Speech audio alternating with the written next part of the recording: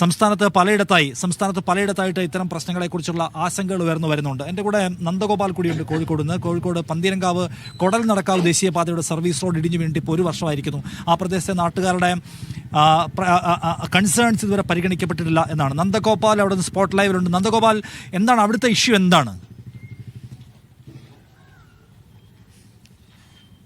നിഷാദ്, അതായത് 1 വർഷം മുൻപാണ് ഈ കൊടൽനടക്കാവ് പന്തീരങ്കാവ് റോഡിലുള്ള ഈ സർവീസ് റോഡിന്റെ സംരക്ഷണ ഭിത്തി ഇടിഞ്ഞു വീണത്. ഈ ഇടിഞ്ഞു വീണ വലിയൊരു അപകടമാണ് ഇവിടെ സംഭവിച്ചത്. നിരവധി പേർക്ക് പരിക്കേറ്റു, ഈ വീടുകൾക്ക് കേടുപാടുകൾ സംഭവിച്ചു, ലക്ഷങ്ങളുടെ നാശനഷ്ടം സംഭവിച്ചു. അതൊക്കെ മീഡിയ വൺ എന്ന് റിപ്പോർട്ട് ചെയ്ത ഒരു സംഭവമാണ്. അന്ന് അധികൃതർ ഉറപ്പ് നൽകിയ ഒരു കാര്യം, എല്ലാ പിഴവുകളും പരിഹരിച്ചുകൊണ്ട് കൃത്യമായ ഒരു പരിഹാര നടപടി ഇവിടെ ഉണ്ടാകും, പിഴവുകൾ പരിഹരിച്ചുകൊണ്ട് വീണ്ടും ഒരു നിർമ്മാണ പ്രവർത്തനം നടത്തുമെന്നുള്ളതാണ്. പക്ഷേ ഈ മാസം 22-ാം തീയതി വരുമ്പോൾ കൃത്യം 1 കൊല്ലം തികയുകയാണ്. ഇപ്പോഴും ഇവിടെ ഈ സ്ഥിതിയിൽ ഒരു മാറ്റവും സംഭവിച്ചിട്ടില്ല എന്നുള്ളതാണ് നമുക്ക് ദൃശ്യങ്ങളിൽ നിന്നും കാണാൻ പറ്റുന്നത്. ഇവിടെയുള്ള നാട്ടുകാർക്ക് ആശങ്കയൊഴിഞ്ഞ ദിവസങ്ങളില്ല.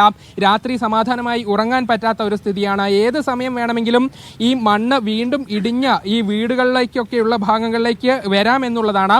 ഈ മണ്ണ് ഇടിയുന്നതോടൊപ്പം അവർ പറയുന്ന ഗുരുതരമായ കാര്യം, ഈ ദേശീയപാത, മുകളിലുള്ള ദേശീയപാത കൂടെ പൂർണ്ണമായും ഇടിഞ്ഞു പൊളിഞ്ഞ വീഴുമെന്നുള്ളതാണ്. വലിയൊരു അപകടത്തിലേക്ക് അത് പോകും. പക്ഷേ ഇത്രയുമൊക്കെ അപകടം മുന്നിൽ കണ്ടിട്ടും കാര്യമായ നടപടിയൊന്നും അധികൃതരുടെ ഭാഗത്തു നിന്ന് ഉണ്ടാകുന്നില്ല, അല്ലെങ്കിൽ ആരും ആവശ്യമായ നടപടികൾ ഈ കാര്യത്തിൽ സ്വീകരിക്കുന്നില്ല എന്നുള്ളതാണ്. നമ്മളിവിടെ നിൽക്കുമ്പോൾ പോലും കൺമുൻപിൽ മണ്ണുകൾ കുറച്ചായി ഇടിഞ്ഞു വീഴുന്ന ഒരു അവസ്ഥയുണ്ട്. അപ്പോൾ മഴ കനക്കുമ്പോൾ വലിയൊരു അപകടത്തിലേക്ക് ഈ കാര്യങ്ങൾ പോകുമെന്നുള്ളത് ഉറപ്പാണ്. ഏതായാലും നാട്ടുകാർ കൂടെ നമുക്കൊപ്പം ചേരുന്നുണ്ട്. ഞാൻ പറഞ്ഞതുപോലെ ആശങ്ക ഒഴിയാത്ത ഒരു അവസ്ഥയാണ്. അധികൃതർ ഒരു നടപടിയും ഈ കാര്യത്തിൽ സ്വീകരിക്കുന്നില്ല എന്നുള്ളതാണ്.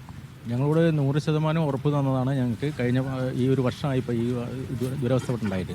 ഒരു കാരണവശാലും ഇത് മുന്നോട്ട് നീട്ടിക്കൊണ്ടുപോലെ 3 മാസത്തിനുള്ളിൽ കാര്യങ്ങൾ തീർക്കുമെന്ന് പറഞ്ഞു. പക്ഷേ കാരണമായി ഈ ഒരു അപകടം സംഭവിച്ചതിന് ശേഷം 1 വർഷം തികയാറായി.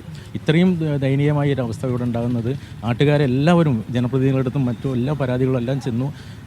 നമ്മൾ നാഷണൽ അതോറിറ്റിയായിട്ട് ബന്ധപ്പെട്ടു, പിന്നെ NH ആയിട്ട് ബന്ധപ്പെട്ടു, ബാക്കിയുള്ള KMC കമ്പനിയായിട്ട് ബന്ധപ്പെട്ടു. ഇവരെല്ലാവരും പറയുന്നത് ഇപ്പോൾ ശരിയാവും എന്നാണ് പറഞ്ഞത്. പക്ഷേ ഒരു കാര്യവും നടന്നില്ല. ഇത് നോക്കിയാൽ കാണുന്നതാണ്. ഇത് മാത്രമല്ല, ഇതുകൊണ്ടുള്ളൊരു ബുദ്ധിമുട്ട് എന്താ വെച്ചാൽ, ഈ അപ്രോച്ച് റോഡ് നമുക്ക് നിലവിൽ ഈ അപ്രോച്ച് റോഡ് ഓപ്പൺ ചെയ്ത് കൊടുക്കാൻ ഉണ്ടാകുന്ന അവസ്ഥ, മെയിൻ റോഡിൽ ഉണ്ടാകുന്ന നിരന്തരമായ അപകടങ്ങൾ, റോഡ് അപകടങ്ങൾ നിരന്തരമായി വന്നുകൊണ്ടിരിക്കുന്നത് ഇവിടെ ഡൈവേർഷൻ കൊണ്ടാണ്. റോഡിൽ ഈ റോഡ് പെട്ടെന്ന് പൂർത്തീകരിച്ചെങ്കിൽ മാത്രമേ ഉള്ളൂ, അപ്രോച്ച് റോഡ് ഓപ്പൺ ചെയ്തെങ്കിൽ മാത്രമേ ഉള്ളൂ ആ ഡൈവേർഷൻ ഒഴിവാക്കി അപകടം ഒഴിവാക്കിയിട്ട്. ഈ കഴിഞ്ഞ ദിവസം അപകടം ഉണ്ടായി. അത് മാത്രമല്ല, ഇവിടെ ഈ അപകടത്തിൽപ്പെട്ട സ്ഥലത്ത് ഈ വീടുകളുടെ നിർമ്മാണം കഴിഞ്ഞത് മാത്രമേ ഉള്ളൂ, അവിടെ താമസിക്കാൻ പറ്റാത്ത അവസ്ഥയാണ്. നിറയെ വെള്ളം, മുട്ടിന് വെള്ളമാണ് മഴ പെയ്ത് കഴിഞ്ഞാൽ. ഇനിയും 2 ദിവസം തുടർച്ചയായി മഴ പെയ്താൽ നമ്മുടെ ഈ റോഡ്, മെയിൻ റോഡ് തന്നെ ഇടിഞ്ഞു വീഴുന്ന ഒരു അവസ്ഥയായിരിക്കും ഉണ്ടാകുന്നത്. നിങ്ങളൊക്കെ ഒരുപക്ഷെ സമാധാനമായിട്ട് ഉറങ്ങിയിട്ട് കുറച്ചായല്ലേ? സമാധാനമായിട്ട് ഉറങ്ങിയിട്ട് കുറേ ദിവസമായി. അപ്പോൾ കഴിഞ്ഞ വർഷം ഇടിഞ്ഞ സമയത്ത് ഇവർ ഷീറ്റ് ഫയൽ ചെയ്ത് കണ്ട് താൽക്കാലികമായിട്ട് ഉറപ്പിക്കുന്ന ഒരു പണിയാണ് ചെയ്തത്. അത് ഇപ്പോൾ രണ്ടാമത് അന്ന് പോലെ ഉറപ്പ് തന്നെങ്കിലോ ഇപ്പോൾ ഈ മഴൻ്റെ മൂട്ടിലാണ് ഇവർ ചെയ്തത്. ഈ ഒരു നല്ലൊരു സമയം ഇവർ വേസ്റ്റാക്കി കഴിഞ്ഞു. അതുകൊണ്ടാണ് ഇവർക്ക് ഇത് ഇങ്ങനെ സംഭവിക്കാൻ കാരണം.